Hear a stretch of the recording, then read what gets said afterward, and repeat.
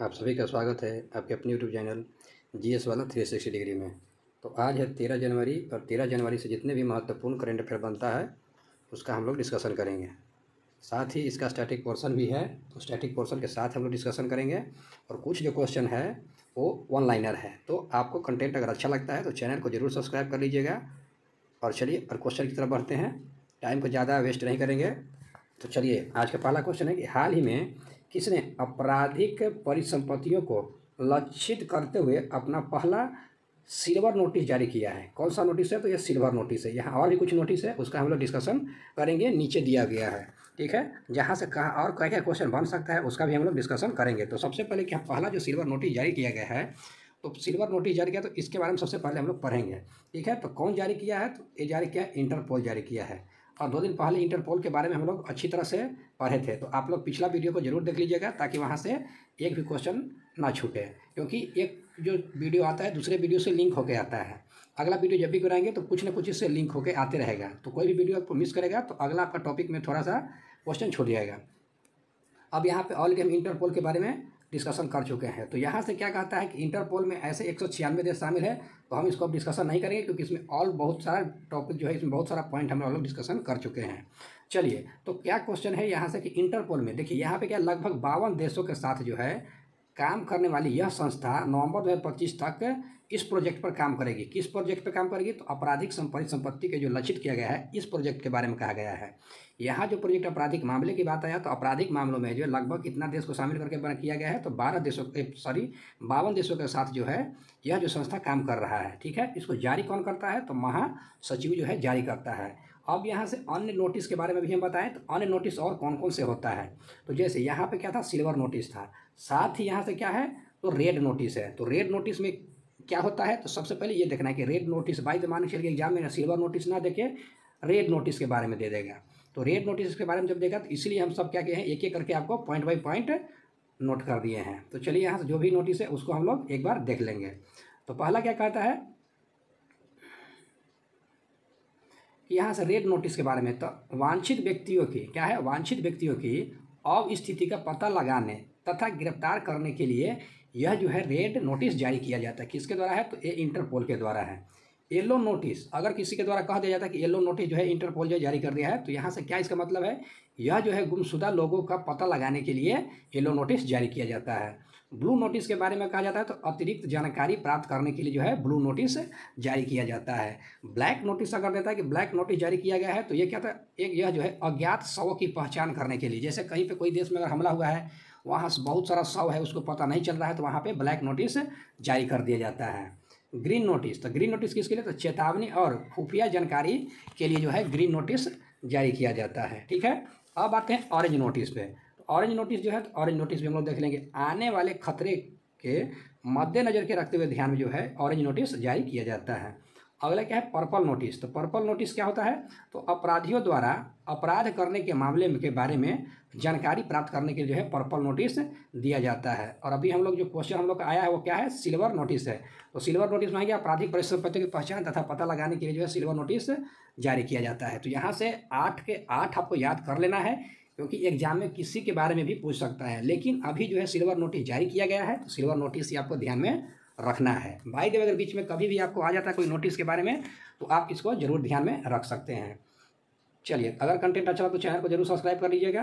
तो चलिए अगला क्वेश्चन क्या कहता है कि हाल ही में एसबीआई की एक रिपोर्ट के अनुसार भारत की गरीबी दर में कितना प्रतिशत की गिरावट आया है। ठीक है, एसबीआई जो है एक रिपोर्ट जारी किया है, इसमें कहा है कि भारत में कुछ गरीबी रेखा से गिरावट आया है। तो कितने परसेंट आया? तो 5% की गिरावट आया है।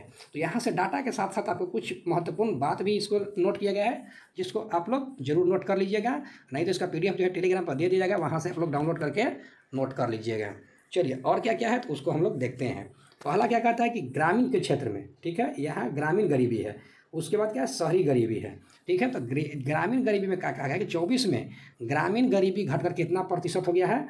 तो 4.86%। तो यहाँ से ये डाटा है, बहुत इंपॉर्टेंट है। और शहरी क्षेत्र में कहता है तो कितना घट के हो गया? तो 4.09% हो गया है। और ओवरऑल अगर कहता है तो 5% हो जाएगा। यहाँ से ये क्वेश्चन इंपॉर्टेंट है। अब यहाँ से सवाल क्या एग्जाम में पूछता है उसको भी हम लोग डिस्कशन करें, क्योंकि हमारा स्टैटिक पोर्शन का ये थोड़ा है। तो चलिए, यह क्या सब पूछता है कि लखरवारा समिति, तो लखरवारा समिति जो 1993 में जो क्या कहा था कि इसकी जो गणना किया जाएगा किस आधार पर किया जाएगा, तो कैलोरी सेवन से संबंधित उपभोग व्यय के आधार पर गरीबी की गणना करने की सिफारिश किया था। यहाँ से सवाल ये क्या पूछता है कि भारत की जो गणना किया गया था तो कैलोरी के आधार पे, ठीक है, कैलोरी के आधार पे जो है गरीबी की गणना करने के लिए सिफारिश कौन सा समिति किया था, तो ये क्या था, लखरवारा समिति किया था। तो यहाँ से ध्यान रखिएगा। साथ ही कब किया था, तो 1993 में, ये भी ध्यान रखना है। साथ में आते हैं अगला, तेंदुलकर समिति। तो तेंदुलकर समिति ने है किस आधार पर कहा, तो ये कैलोरी के आधार पर गरीबी रेखा की जगह कौन सा कहा था, तो गरीबी रेखा इसके पहले कैलोरी के आधार पर कहा था, लेकिन अभी क्या कहता है, एक समान अखिल भारतीय शहरी गरीबी रेखा बास्केट पेश किया था। ठीक है, ये जो है अपना चेंज कर दिया। कब किया गया, तो 2009 में किया था। अगला क्या था कि रंगराजन समिति। तो रंगराजन समिति कब पेश किया था, तो 2014 में, और इसने ग्रामीण और शहरी गरीबी रेखा को अलग अलग मापने की सिफारिश किया। क्या कहा कि ग्रामीण जो गरीबी है उसको अलग मापिए और शहरी जो गरीबी है उसको अलग मापिए। चलिए, यहाँ से हो गया। अब आते हैं अगले क्वेश्चन की तरफ। ये बहुत इंपॉर्टेंट क्वेश्चन है, इसको भी आप स्टार मार्क लगा लीजिए, और पीछे जो भी क्वेश्चन है उसको भी आप लोग स्टार मार्क के चलिएगा, क्योंकि जो भी स्टैटिक पोर्शन है उसमें कुछ ना खास है, इसीलिए हम उसको जो है स्टैटिक टाइप पर लेकर आते हैं। अगर खास नहीं होता तो हम उसको स्टैटिक क्यों लाते हैं, सोचने वाली एक बात है।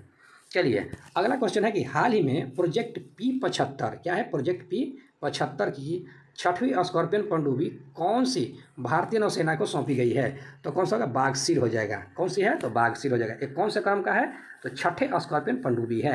ठीक है, तो यहाँ से 6ठे है। तो अब क्या है कि प्रोजेक्ट P75 के तहत जो है अन्य पनडुब्बी कौन कौन से, सबको क्रमवार याद रखना है। पहला कौन था, तो कलवरी था, ये बिल्कुल ध्यान रखिएगा। दूसरा खंडेरी था, ये भी याद रखिएगा। तीसरा करंज, चौथा बेला, पाँचवा बागीर, और छठा कौन हो जाएगा, तो बागसीर हो जाएगा। तो यहाँ से 6 के 6 आपके लिए इंपॉर्टेंट है। चलिए, अगला क्वेश्चन बढ़ते हैं। अगला क्वेश्चन क्या कहता है कि हाल ही में कहाँ जो है पुरातत्वविदों ने सटीक इंजीनियरिंग के साथ परिपक्व हड़प्पा, यानी क्या है, परिपक्व हड़प्पा चरण का मिट्टी के ईंटों से बना स्टेडियम और बाजार खोजा है। तो ये कौन सा है चरण, तो परिपक्व चरण है। तो हड़प्पा का जो है इस चरण के बात बोलता है।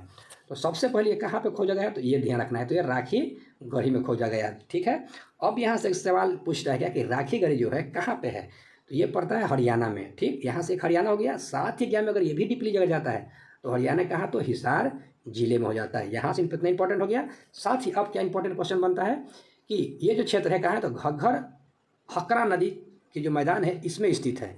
घग्गर हकरा नदी के जो मैदान है इसमें कौन स्थित है, तो राखी गढ़ी स्थित है। ठीक, अब यहाँ से इंपॉर्टेंट सवाल ये पूछेगा कि सबसे बड़ा और सबसे पुराना हड़प्पा स्थलों में से एक स्थल किसको माना जाता है, तो ये राखी गढ़ी को माना जाता है।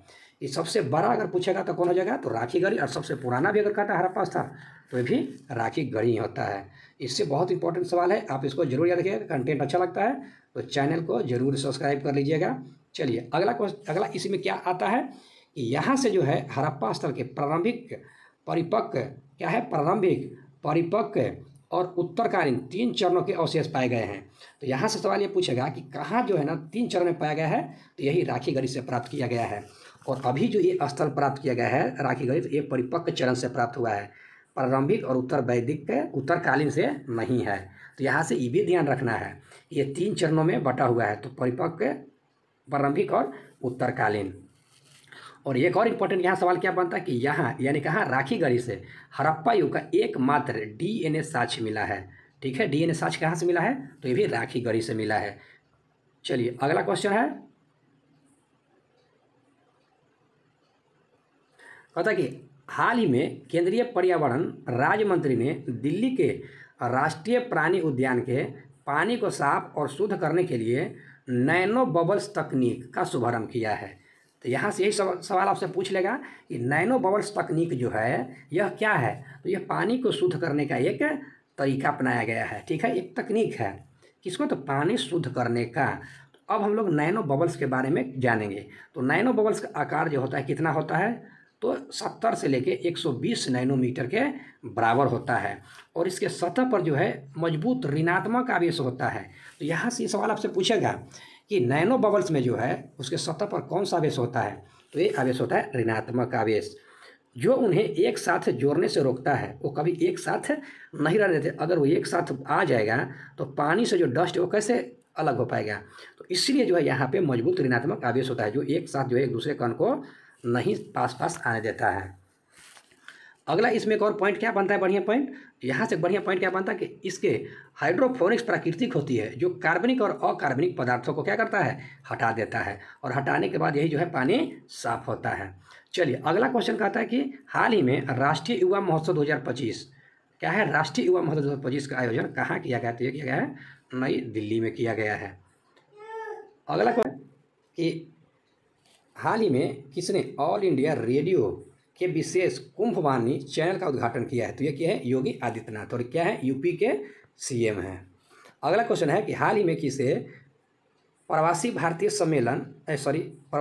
सम्मान पुरस्कार 2025 से सम्मानित किया गया है, तो किसको दिया गया, तो डॉक्टर सैयद अनवर खुर्शीद को दिया गया है। अगला क्वेश्चन है हाल ही में किसने अवैध प्रवासन को रोकने के लिए प्रतिबंधों की घोषणा किया, तो ये किया है, ब्रिटेन ने। 2025 मुंबई मैराथन के लिए अंतर्राष्ट्रीय इवेंट एम्बेसडर के रूप में किसे घोषित किया गया है, तो क्या मोहम्मद फराह को घोषित किया गया है। और अगला क्वेश्चन है कि भारत किस वर्ष में मेक इन इंडिया पहल के तहत रेल पहियों का निर्माण शुरू करेगा, तो यह शुरू कब से होगा, तो 2026 से शुरू होगा। अगला क्वेश्चन है हाल ही में वित्त मंत्रालय के राजस्व विभाग के सचिव के रूप में किसने कार्यभार संभाला, तो एक संभाला है तुहिनकांत पांडे ने। अगला क्वेश्चन है, अगला इंपॉर्टेंट क्वेश्चन ये भी है कि कौन सा मिशन फरवरी कब 2025 में निसार लॉन्च करेगा, तो ये GSLV F-16 लॉन्च करेगा। अगला है भारत के राष्ट्रीय राजमार्गों के पिछले 10 वर्षों में कितने प्रतिशत की वृद्धि हुआ है, तो ये हुआ 60% की वृद्धि हुआ है। अगला क्वेश्चन है कि उत्तर प्रदेश में हर घर नल योजना के अंतर्गत सामुदायिक अंशदान की छूट के बाद जो है ग्रामीणों को कितना रखरखाव शुल्क देना होगा, तो ये देना होगा 50 रुपया। तो कंटेंट अगर अच्छा लगता है तो चैनल को जरूर सब्सक्राइब कर लीजिएगा। धन्यवाद।